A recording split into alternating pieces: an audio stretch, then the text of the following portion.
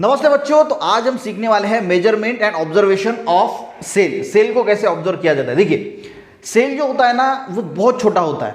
तो यहाँ पे मैं पढ़ूंगा और पढ़ते पढ़ते आपको अच्छी तरीके से समझा के दूंगा, ठीक है।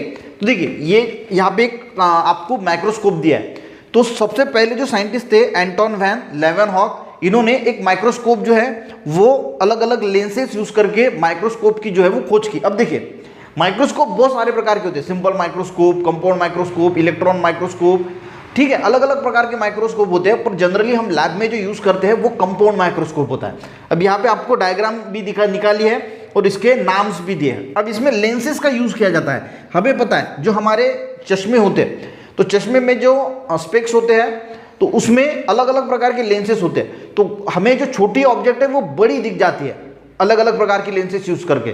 उसी प्रकार उन्होंने क्या किया, अलग अलग प्रकार के लेंसेज यूज की। अब सेल की साइज तो बहुत छोटी होती है, ठीक है। अब उसको देखने के लिए अलग अलग प्रकार के लेंसेज है, तो वो मैग्नीफाई होती है, बड़ी होती है, और उसकी वजह से हमें जो है वो सिंपल उसे देखने के लिए बहुत हेल्प होती है। देखिए, in 1673 Anton van Leeuwenhoek assemble various lenses to construct a microscope. अलग अलग प्रकार के लेंसेज का यूज करके उन्होंने जो है वो एक माइक्रोस्कोप तैयार किया।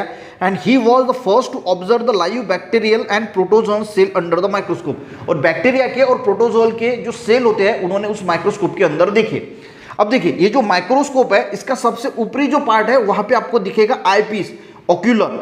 आईपीस का मीनिंग क्या होता है? आई यानी आंख, जिससे हम इसको देखते हैं, जिससे हम सेल को देख रहे हैं, जो ऊपरी भाग होता है उसको जो है वो आईपीस या ऑक्यूलर जो है वो बोला जाता है। नाम आपको पता होना चाहिए, आईपीस यानी जिससे हम देखते हैं। वहां पे भी एक लेंस लगी होती है, ठीक है, ऊपर की तरफ, और उससे हम जो है वो देखने की कोशिश करते हैं।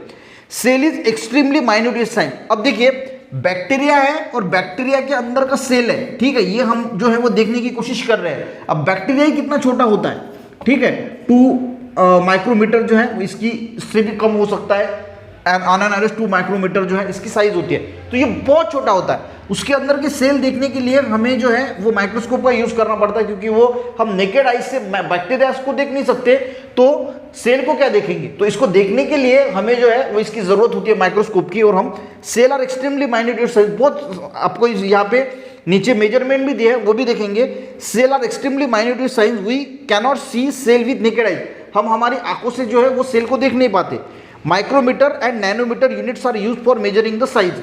तो माइक्रोमीटर या नैनोमीटर का यूज किया जाता है साइज को देखने के लिए। देखिए, आपको यहाँ पे लिखा है कि 1 सेंटीमीटर, हमारी जो स्केल वगैरह होती है, तो 1 सेंटीमीटर इज इक्वल टू कितना मिलीमीटर होता है, तो 1 सेंटीमीटर इज इक्वल टू होता है 10 मिलीमीटर। क्लियर, यानी 10 मिलीमीटर। अब देखिए कितना, 1 मिलीमीटर यानी 1 सेंटीमीटर का जो ऐसे 10 भाग होते हैं, ठीक है, 1 सेंटीमीटर में ऐसे 10 भाग होते हैं। तो एक जो हिस्सा होता है इसको बोला जाता है 1 मिलीमीटर। अब 1 मिलीमीटर इज इक्वल टू होता है 1000 माइक्रोमीटर, और 1 माइक्रोमीटर यानी माइक्रोन यानी 1000 नैनोमीटर, यानी नैनोमीटर की अगर हम बात करें तो कितना छोटा हिस्सा, हम सोच भी नहीं सकते इतना छोटा हिस्सा।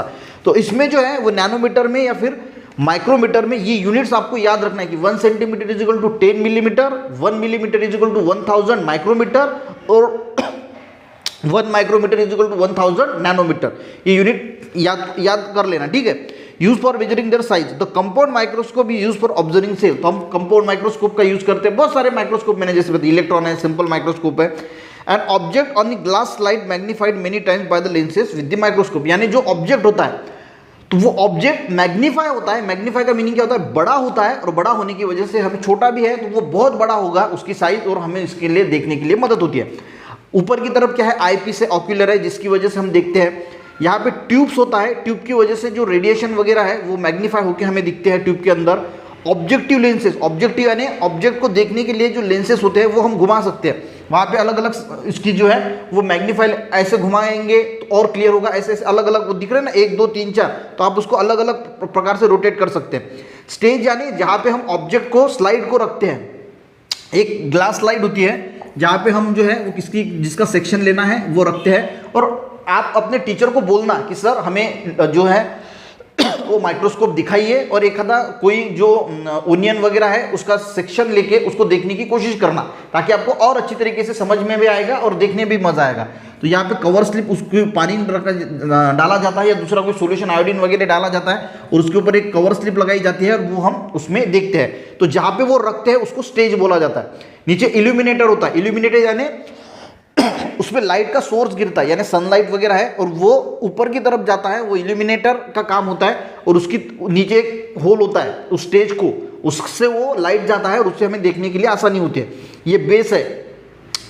उसके बाद कोर्स फोकस नॉब और फाइन फोकस नॉब होता है, यानी एकदम फाइन यानी बहुत एकदम फाइन करने के लिए एकदम नज़दीक आ गए हम, उसको एडजस्ट करना है तो फाइन फोकस लैब से। और कोर्स यानी थोड़ा बड़ा यानी सबसे पहले हम कोर्स का यूज़ करते हैं एडजस्ट करने के लिए, और जितना फिर माइन्यूट हमें देखना है तो हम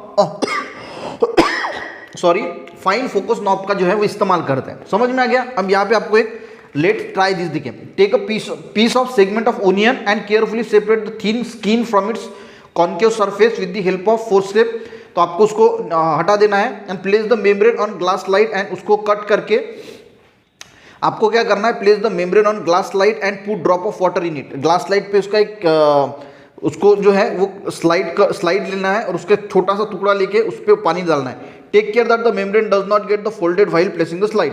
put drop of dilute solution iodine या ईओसिन का डालना है उसके ऊपर। यानी आपने ग्लास स्लाइड ले लिया, एक ओनियन है उसको स्लाइस किया और थोड़ा सी एक स्लाइस यहाँ पे लिया, उस पर आयोडीन या ईओसिन डाल दिया।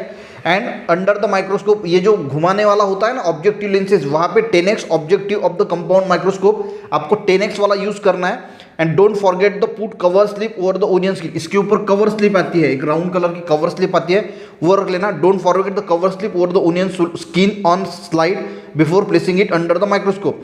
इन same way observe the cell of various parts of plant, leaves, बार। और इसी प्रकार से आपको जो है वो अलग अलग प्लांट के जो है बार्क है, लीव्स है, वो भी आप उसके सेल जो है वो देख सकते हैं। Do you remember that last year we had observe the amoeba and paramecium? आपने देखा होगा वाटर में, ठीक है। तो सिंपली क्या करना है, एक ओनियन लेना है, उसके स्लाइस बनाने हैं, एकदम छोटा स्लाइस लेना है, स्लाइड लेनी है, उसके ऊपर डालना है, उसके ऊपर आयोडीन या ईओसिन का सॉल्यूशन डालना है, 10x वाला जो ऑब्जेक्टिव लेंस होता है। अब यहाँ पे जो ऑब्जेक्टिव लेंसेज है ना वो अलग अलग प्रकार के होते हैं, तो आपको यहाँ पे 10x वाला यूज करना है और 10x वाला यूज करके उसको जो है वो ऑब्जर्व करना है। तो उसके अंदर जो सेल्स होते हैं वो आपको जो है वो दिख जाएंगे, और यही आप जो है वो अलग अलग प्लांट्स के जो पार्ट्स होते हैं उसके ऊपर जो है उसका सेल देखने के लिए यूज कर सकते हैं। तो सेल की साइज जो है वो हम नेक्स्ट पार्ट में जो है वो कवर करेंगे। अगर आज का जो measurement and observation of cell का कंसेप्ट समझ में आया, अच्छा लगे तो एक लाइक जरूर करना, अपने दोस्तों को भी शेयर करना, चैनल पे बच्चों नए जरूर सब्सक्राइब करना। मिलते हैं नेक्स्ट वीडियो में, तब तक के लिए जय हिंद।